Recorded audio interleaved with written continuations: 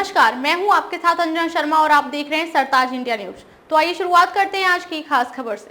केंद्र सरकार पर राहुल गांधी ने जमकर बोला हमला, कहा नीट पीजी परीक्षा के स्थगन का मतलब है शिक्षा प्रणाली बर्बाद हो गई है। कांग्रेस नेता राहुल गांधी ने राष्ट्रीय पात्रता व प्रवेश परीक्षा स्नातकोत्तर नीट पीजी को स्थगित करने को लेकर शनिवार को प्रधानमंत्री नरेंद्र मोदी पर निशाना साधा और कहा कि ये एक दुर्भाग्यपूर्ण उदाहरण है कि शिक्षा प्रणाली बर्बाद हो गई है।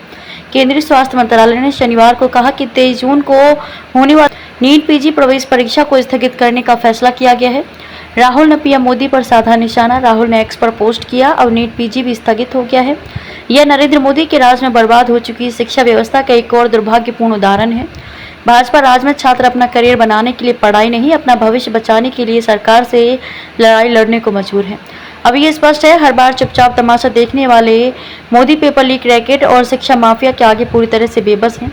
नरेंद्र मोदी की अक्षम सरकार छात्रों के भविष्य के लिए सबसे बड़ा खतरा है। हमें देश के भविष्य को उससे बचाना ही होगा। महज लीपापोती है पेपर लीक के खिलाफ नया कानून लागू करना, खरगे।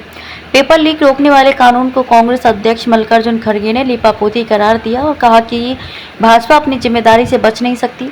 केंद्र सरकार ने शुक्रवार रात सख्त कानून लागू कर दिया जिसका मकसद प्रतियोगी परीक्षाओं में कदाचार रोकना है। इस कानून में दोषियों के लिए अधिकतम 10 वर्ष कारावास की सजा और 1 करोड़ रुपए तक जुर्माने का प्रावधान है। खरगे ने एक्स पर पोस्ट कर दावा किया कि पिछले 7 वर्षों में 70 प्रश्न पत्र लीक हुए और पूछा कि मोदी सरकार ने कोई कड़ा कदम क्यों नहीं उठाया। भाजपा नीट घोटाले चाहे जितनी भी कोशिश कर ले, वे अपनी जिम्मेदारी से बच नहीं सकती। शिक्षा मंत्री ने झूठ क्यों बोला, खरगे ने कहा कि पेपर कट। शिक्षा मंत्री ने झूठ क्यों बोला, खरगे ने कहा कि पेपर लीक के विरुद्ध कानून अधिसूचित नहीं हुआ था, लेकिन जब शिक्षा मंत्री की प्रेस वार्ता में उनसे इसके बारे में पूछा तो उन्होंने कहा कि कानून अधिसूचित हो गया। शिक्षा मंत्री ने झूठ क्यों बोला कि कानून अधिसूचित हो गया।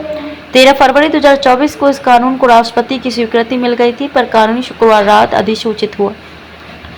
उन्होंने कहा कि शिक्षा मंत्री पहले तो पेपर लीक को नकारते रहे, फिर जब गुजरात, बिहार, हरियाणा में गिरफ्तारियां हुई तब कह रहे हैं क्योंकि कुछ जगहों पर स्थानीय तौर पर पेपर लीक हुए हैं इसलिए दोबारा परीक्षा नहीं करा पाएंगे।